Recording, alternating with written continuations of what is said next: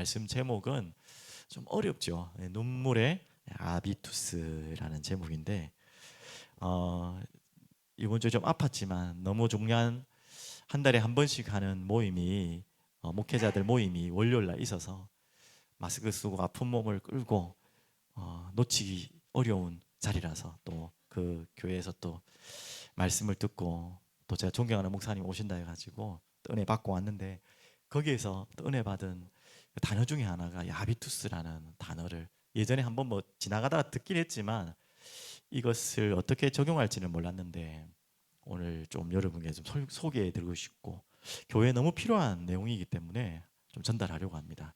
그래서 먼저 뭐 제목 정해놓고 계속 다른 이야기 하면 계속 궁금할 것 같아서 제일 먼저 이거부터 좀 풀고 죄송합니다. 잠시만 기다려 주십시오. 업그레이드가 안 돼.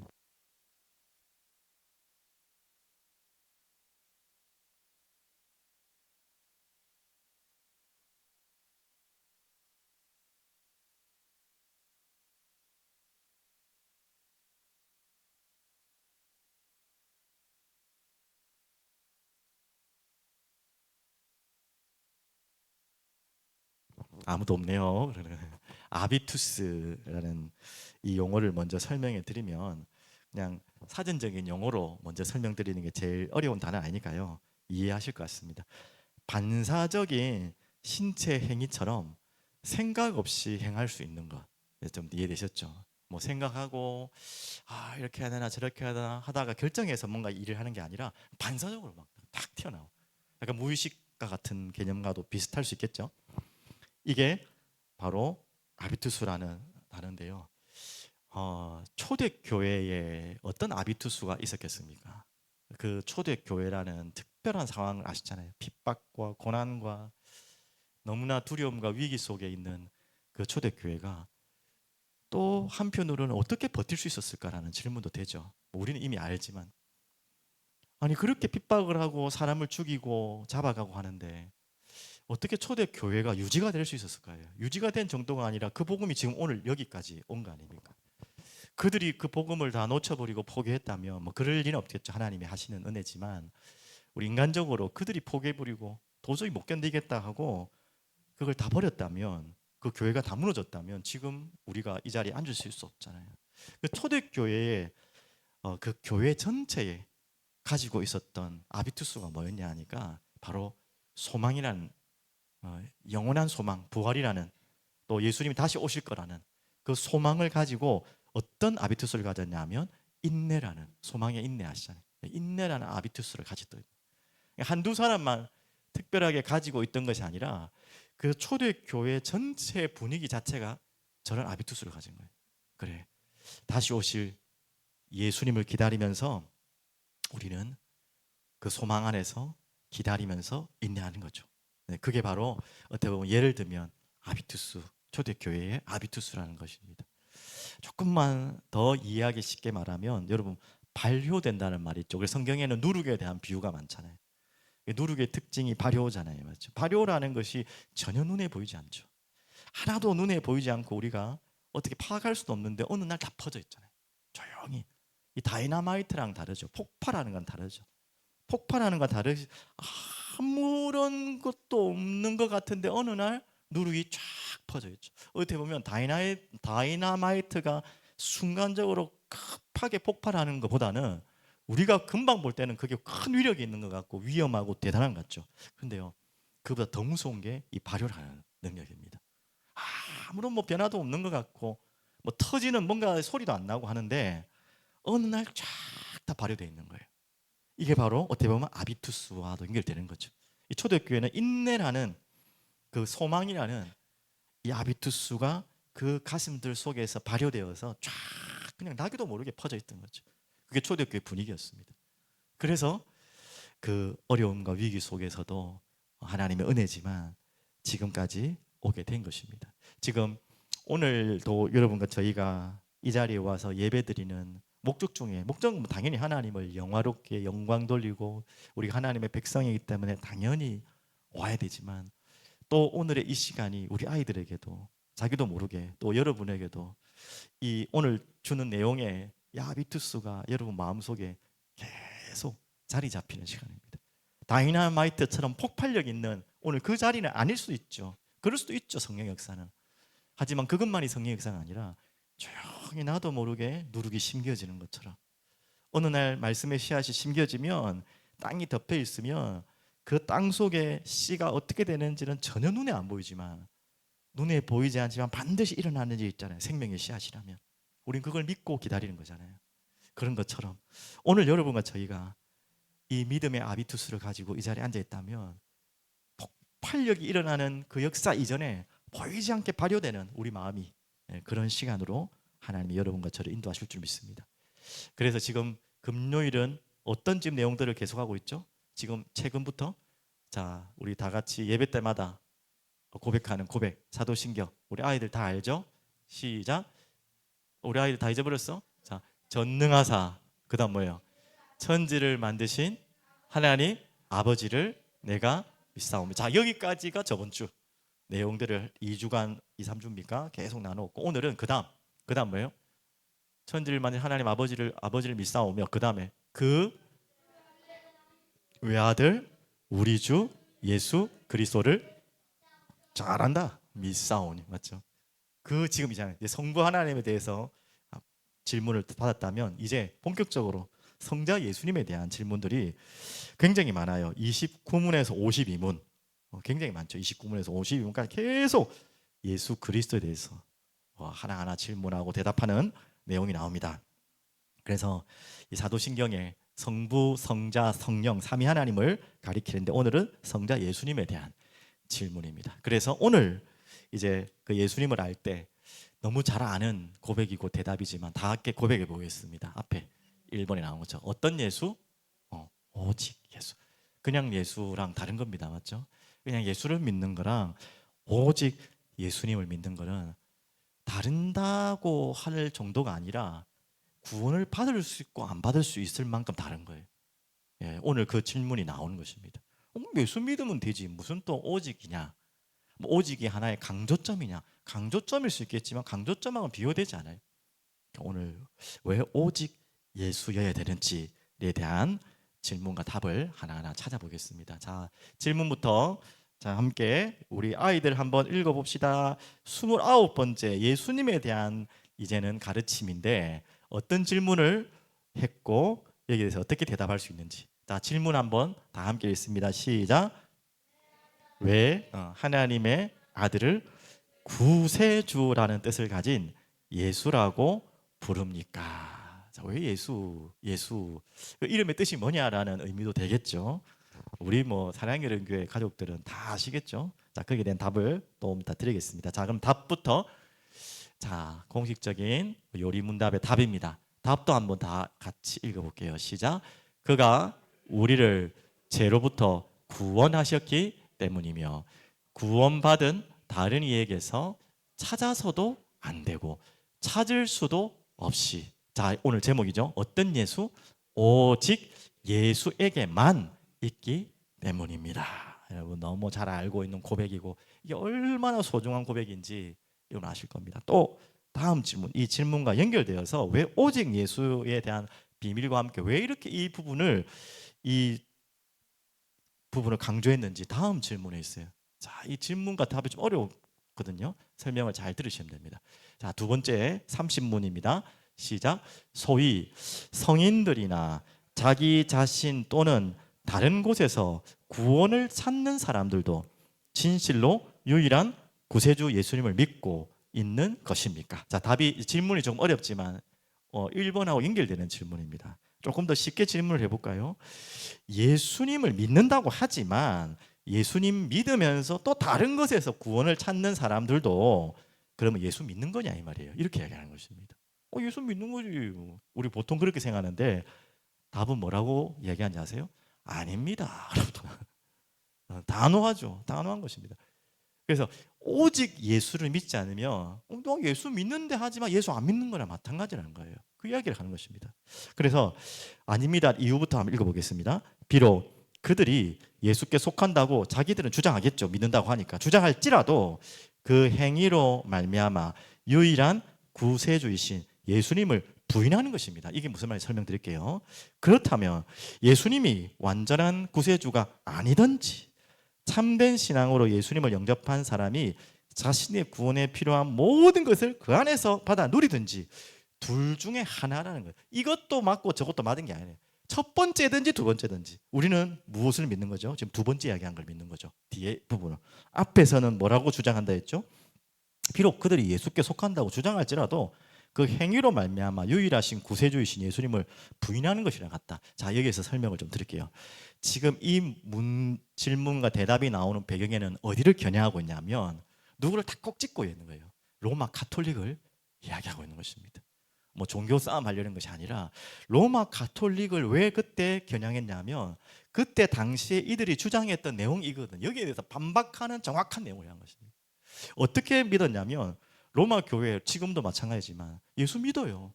그리고 그분들도 예수 믿어요 구원받는다는 거 다 주장해요. 그렇게 믿어요. 자, 그렇지만 오늘 이 본문에는 이 지금 답에는 그것이 다가 아니라는 거예요. 왜 그러냐?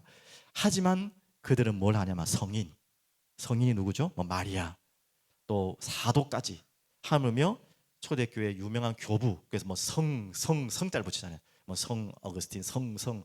그래서 그들을 한마디로 신격화하고 우상화해서 그 성인들의 능력과 그 비밀을 가지고서도 함께 구원받을 수 있다라고 주장하거든요.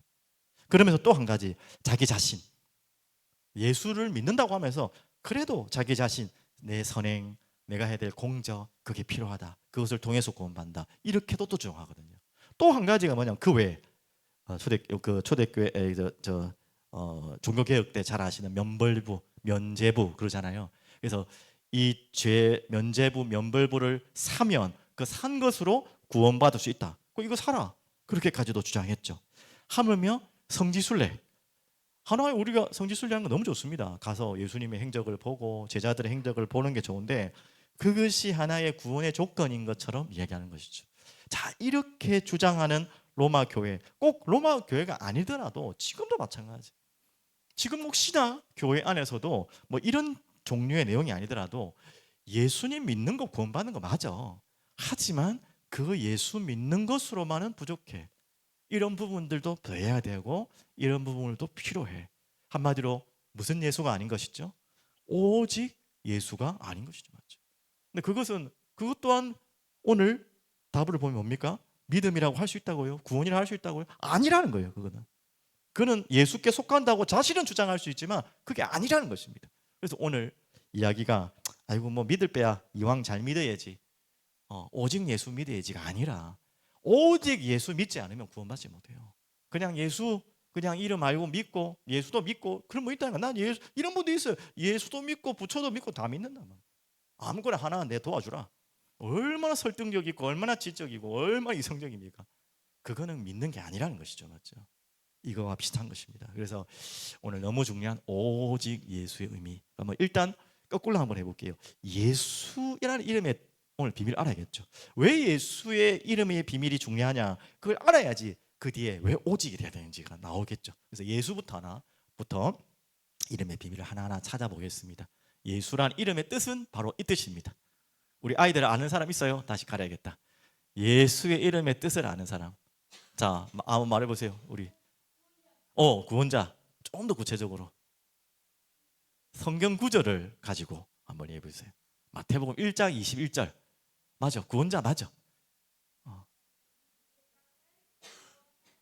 자, 우리 산이가 정확하게 말했어요. 자, 같이 한번 보겠습니다. 혹시 우리 어른들 중에도 모르시는 분 있을까요? 예수란 이름이 여기 정확하게 나와요.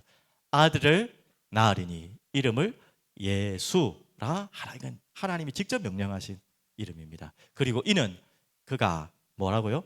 자기 백성을 그들의 죄에서 구원할 자. 이 뜻입니다. 맞죠? 구원할 자심이라 하니라. 그래서 그냥 짧게 구원할 자, 구원자라고 해도 되지만 정확하게 말하면 자기 백성, 우리죠. 그들의 죄, 누구의 죄? 나의 죄를 위해 구원하기 위해 오신 자. 그게 이름이 바로 예수라는 그 어마어마한 이름의 뜻입니다. 조금 더 부연 설명하면 또 있죠. 23절. 보라, 처녀가 잉태하여 아들을 낳을 것이요. 그 이름을 또한 예수라는 이름도 있지만 임마누엘이라 하셨으니 같은 의미입니다. 이를 번역한 적 하나님이 우리와 함께 계시다 함이라. 그러면 조금 더 적용하면 구원이라는 것은 곧 무엇과 같다는 거죠? 하나님이 우리와 함께 계시는 것이 구원. 그게 바로 또 임마누엘 같은 또 예수의 또 다른 이름이라고도 받아들였죠. 그런 뜻입니다. 그래서 구원이라는 말 자체는 결국 하나님이 나와 우리와 함께 하신다는 말이에요. 그러면 이 일을 위해서 예수님이 무엇을 하셨는지 요한복음 19장입니까? 요한복음 15장 5절 다 함께 보겠습니다. 나는 포도나무여 너희는 가지라. 그가 내 안에 내가 그 안에 거하면 사람이 열매를 많이 맺나니 나를 떠나서는 너희가 아무것도 할 수 없습니다. 이게 바로 예수가 말하는 구원입니다. 뭐 하는 거라고요? 네가 내 안에 내가 너 안에 이렇게 영원히 함께하는 임마누엘. 그래서 그분을 떠나서는 우리가 뭘 할 수 있다 없다? 아무것도 할 수 없습니다. 이게 구원입니다. 구원받지 못한 자는요 오만 걸 다 하는 것 같지만 아무것도 할 수 없는 존재예요. 바로 그것을 여러분 기억하셔야 돼요.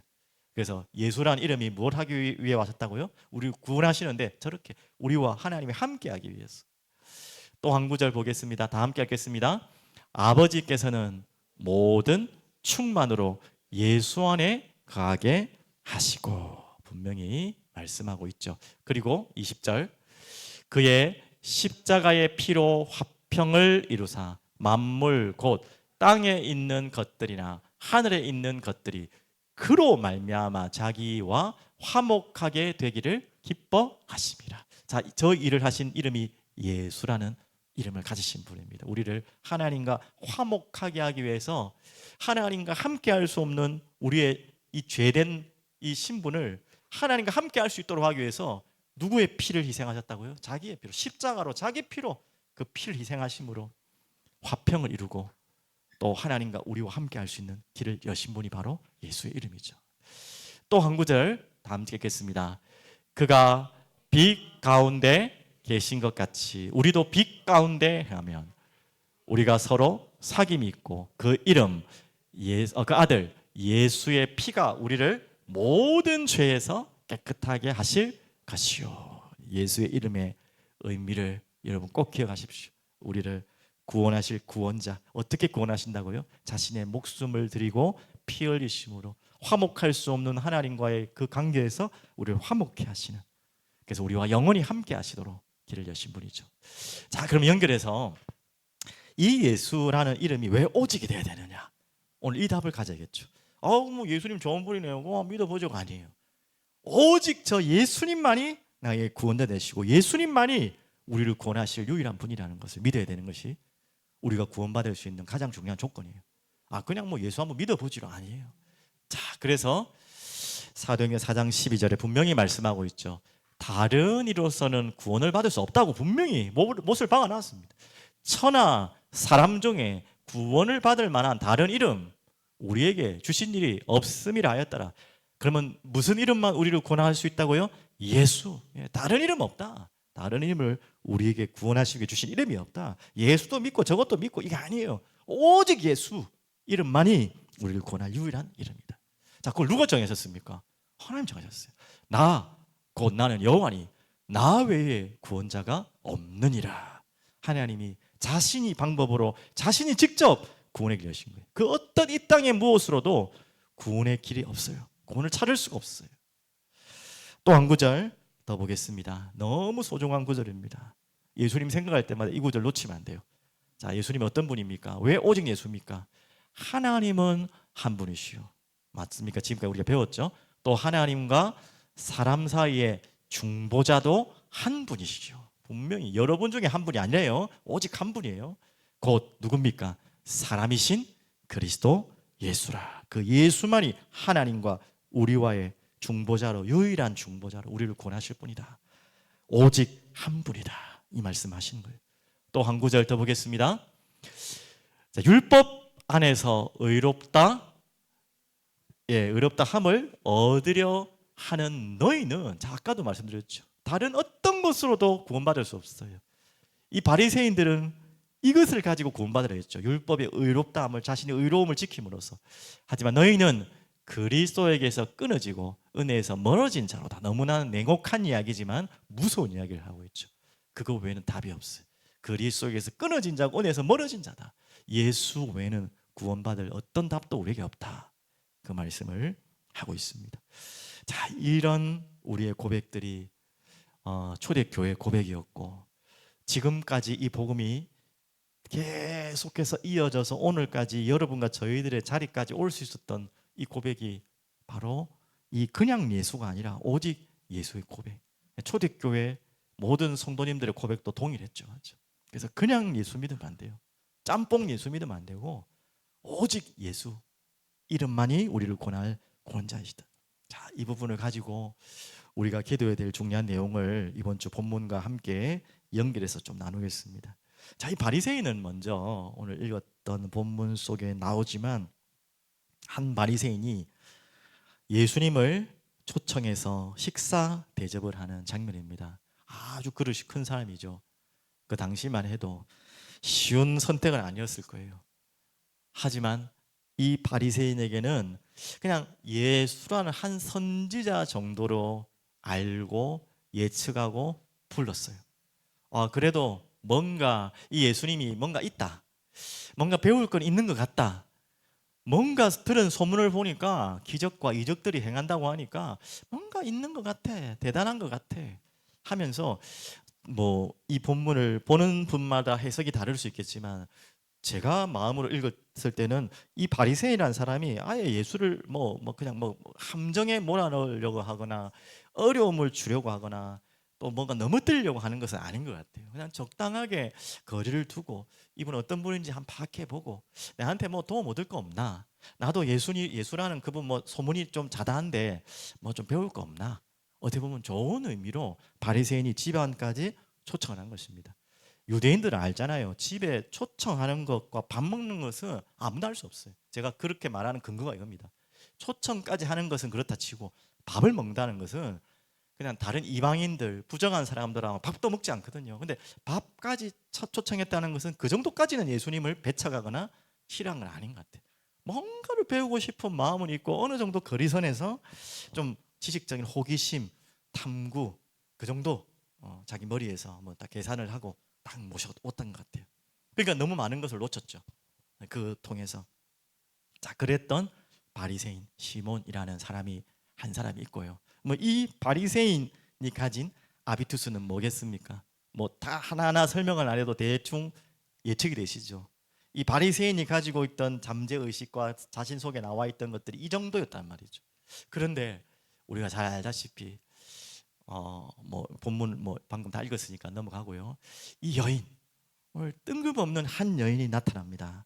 38절에 37절에 38절에 잘 나와 있는데 한번 보실까요? 37절 보시면 그 동네에 죄를 지은 한 여자가 있어 예수께서 바리새인의 집에 앉아 계심을 어떻게 알았는지, 소문을 들었는지 알고 향유를 담은 옥합을 가지고 와서, 향유 담은 옥합, 뭐 여기에는 정확하게 그 가치와 비밀을 얼만큼 알지는 못했지만 굉장히 귀한 가치를 가진 아주 귀한 겁니다. 예, 그런 것을 가지고 담아 가지고 예수님께 찾아왔습니다. 그러면서 38절에 예수의 뒤로 그 발 곁에 서서 울며 눈물로 그 발을 적시고 자기 머리털로 닦고 그 발에 입 맞추고 향유를 부으니. 자, 여러분 이 본문을 읽으면서 어떤 마음이 드십니까? 이 여인이 뭔가 기획을 하고 다 계산을 하고 예수님 온다는 소문을 듣고 딱 머리에 한번 쫙 시뮬레이션을 돌려놓고 예수님 만나서 이렇게 하고 이렇게 하겠다라고 한 것 같은 본문입니까? 저는 그렇게 느끼지 않거든요. 맞죠? 향유까지 가지고 간 정도는 자기에게 뭔가 생각이 있었겠지만 가서 이런 행동을 한 것은 정말 아무 계산 없이 한 것 같아요. 아무 계산 없이 아무런 뭔가 머리에 생각을 하고 뭔가 계획을 세운 것이 아니라 그냥 예수님을 보자마자, 우리 수요일도 말씀드리고 주일도 말씀드린 것처럼 그냥 그분을 보자마자 뭐부터 터졌죠? 눈물부터 터졌어. 이게 눈물이라는 것이 뭐 연기자들은 뭐 억지로 눈물 흘릴 수 있겠지만 지금 그런 부분이 아니잖아요. 연기자 또한도 억지로 눈물 못 흘립니다. 그 눈물 연기하려고 감정을 얼만큼 안에서 막 요동을 합니까? 안 되면 약까지 집어넣고 하겠지만, 맞죠? 그것도 쉽지 않은 이야기인데 지금 이 여인이 무슨 연기하려고 온 것이 아니라 예수를 보자마자 눈물이 그냥 막 쏟아진 거예요. 또 터져 나온 거예요.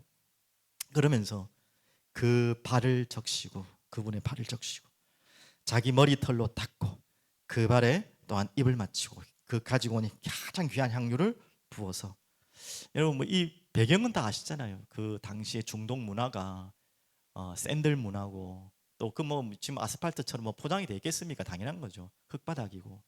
그래서 그 집집마다 좀 잘 산다는 집들은, 좀 권력 있는 집들은 노예가 있어요. 들어오면 세종노라고 해서 발을만 씻겨주는 가장 미천한 노예가 그 노예겠죠. 그래서 발을 씻겨주고 발을 닦아주고 하는 노예가 있는데, 그렇지 않더라도, 그런 노예가 없을지라도 최소한 손님이 오면 주인이 뭐 대한지는 모르겠지만 물을 떠서 발을 씻도록 하는 것이 예입니다. 근데 지금 이 바리새인 시몬은 그것을 완전히 놓쳤죠. 그걸 전혀 하자고 하고 있지 않죠. 근데 그 자리에 그 여인이 찾아와서 아무것도 준비되지 않은 그 자리에서 완전히 그냥 퍼포먼스가 아니라 자기 마음속에서 우러나오는, 오늘 제목처럼 진짜 눈물의 아비투스죠. 그냥 우러나오는 거예요. 그냥 본능적으로 나온 거예요. 그래서 울음이 쏟아지고, 내가 해줄 수 있는 게, 지금 그 자리에서 할 수 있는 게 가장 중요한 일 그거밖에 없기 때문에 자신의 가장 소중한 머리를 이 닦으로, 뭡니까, 이 용도로 해서 그 예수님의 발을 씻어주는 그런 장면을 오늘 볼 수 있습니다. 자, 이 여인의 마음속에서는 계산할 수 없었어요.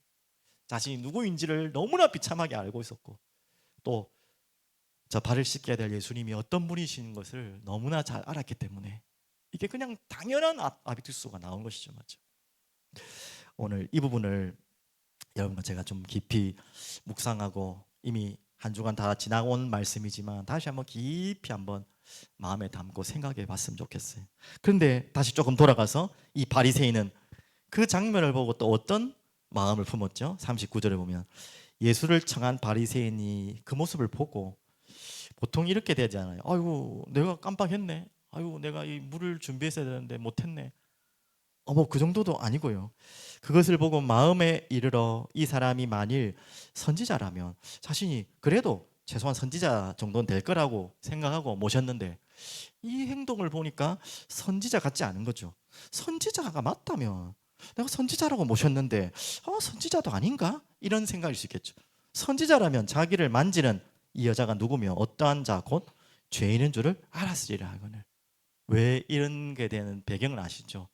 바로 동네에서 유명한 소문난 죄인인 여잔데, 유대인은 상종도 하지 않겠죠. 당연히 부정하다고. 이방인도 그렇지만 상종도 하지 않는데, 상종하는 정도가 아니라 터치를 했다. 그게 어떤 의미인지 알잖아요. 유대인에게는 예수님도 모를 리가 없죠. 그래서 죄로 더럽혀진 사람이 내 몸에 터치를 하거나 같이 밥을 먹거나 같이 자리에 하면 어떻게 되는 거죠? 그 죄가 같이 내게 묻어온다고 생각하는 거죠. 그게 부정해지는 거죠. 그럼 예수님이 그걸 피하든지 그걸 못하게 말려야 될 텐데, 아니 저 여인이 누구인지 모르고 있다는 거구나. 그렇게 이 바리새인은 어떻게 보면 우습게 본 거죠. 선지자 수준도 안 되네, 뭐 이렇게도 볼 수 있었던 거겠죠. 선지자 정도 될 줄 알았는데, 아니 저 정도 알아야 되는데, 그러면서 그 발을 그냥 내놓는단 말이야? 저 부정한 여인한테 몸을 대이도록 한단 말이냐? 이런 질문이 된 것이죠. 맞죠? 예수님이 과연 몰라서 그랬겠습니까? 너무나 잘 알죠. 너무나 잘 아는 정도가 아니라 기다렸다는 듯이 하신지도 모르죠. 왜? 예수님이 오신 목적이 바로 이 일을 하러 오셨거든요. 오해하지 마십시오.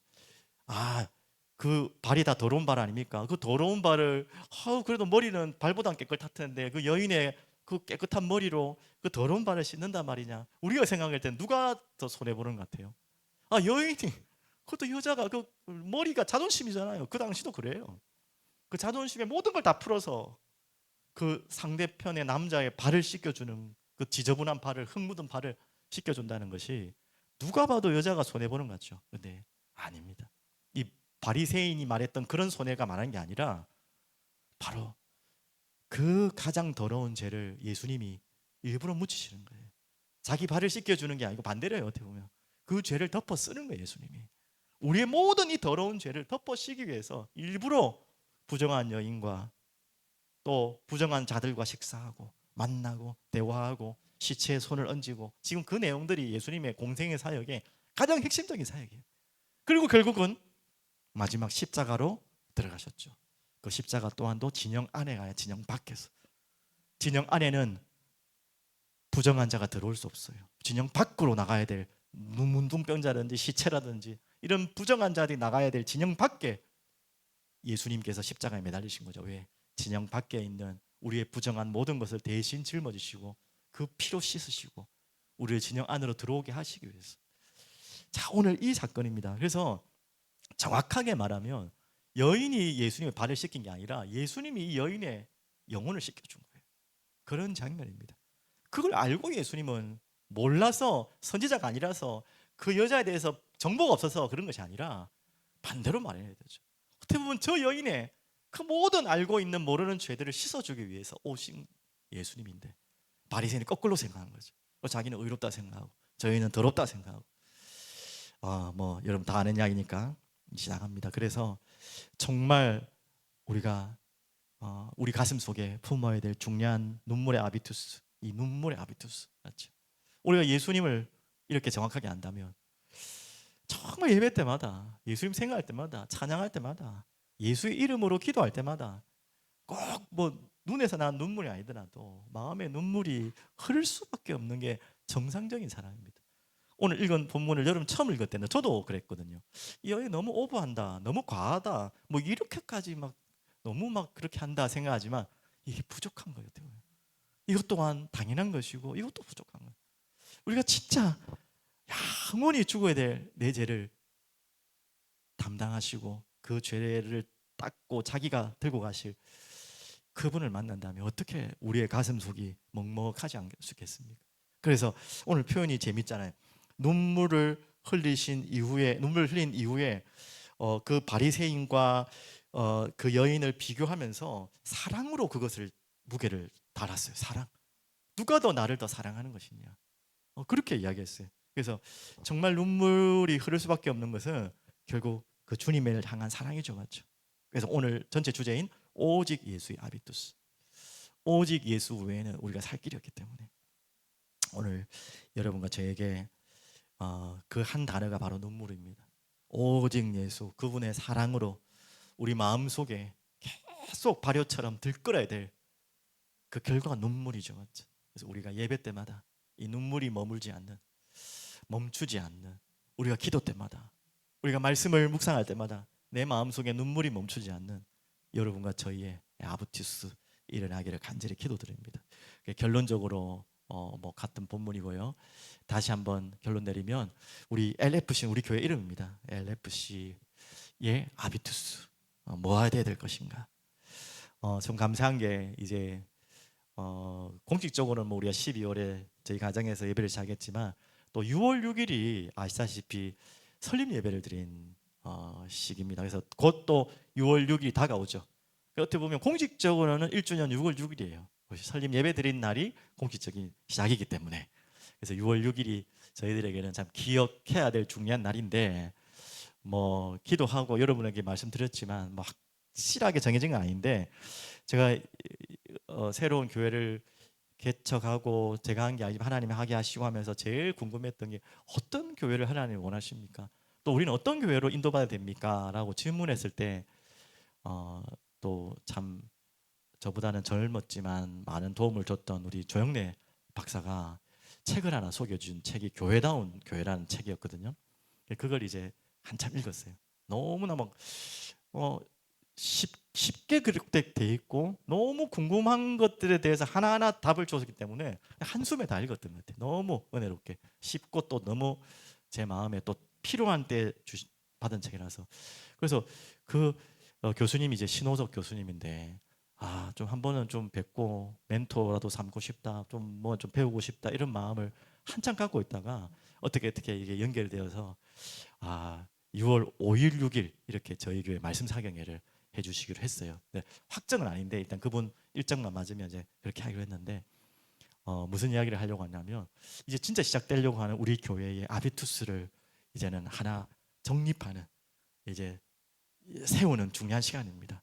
그래서 6월 5일 목요일이거든요. 저녁부터 6월 6일은 연휴잖아요. 휴일이잖아요. 금요일이기도 하고. 그래서 오전 내내 여러분 어디 뭐 놀이동산 갈 계획 딱 굽지 마시고 어디 놀러 갈 캠핑 취소하십시오. 빨리 캠핑도 예약해야 한다면 취소하시고 그래서 그날은 저희 교회 그냥 수련회라는 마음으로 목요일 금요일 1박 2일이니까 그날은 일정을 다 빼시고 6월 6일은 또 식사도 점심에는 우리 또 같이 좀 하시면 좋을 것 같고요.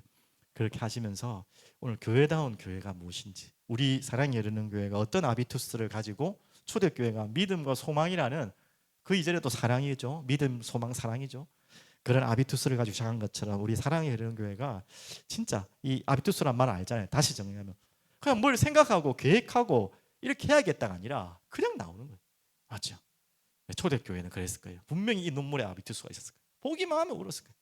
예배당 모이기만 울었을 거예요. 그 상황이 또 그랬겠지만 우리 사랑이 이루는 교회도 이름 그대로, 교회 이름 그대로 보기만 하면 사랑이 넘치고 믿음과 소망이 넘치고, 그리고 서로를 위해 눈물 흘릴 수 있고 그 눈물이 다 주님을 향하여 또 나아갈 수 있는 그런 귀한 아비투스가 우리 교회에 보이지 않게 발효처럼 조용히 다 우리 영혼 속에, 우리 교회 안에 스며들고 세워지기를 간절히 기도드립니다. 기도하겠습니다. 살아계신 주님, 감사합니다. 오늘 우리에게 오직 예수 그 한 분만이 우리의 구원자 되심을 믿고 그 사실을 고백하고 믿을 수 있는 우리에게 은혜 주심에 눈물과 감사와 기쁨과 사랑의 아비투스가 우리 개인과 우리 사랑 이루는 게 모든 가족들에게 발효된 것처럼 조용히 하나님 자리 잡게 하여 주시옵소서. 감사와 찬양을 드리며 살아계신 예수 그리스도 이름으로 기도드립니다. 아멘.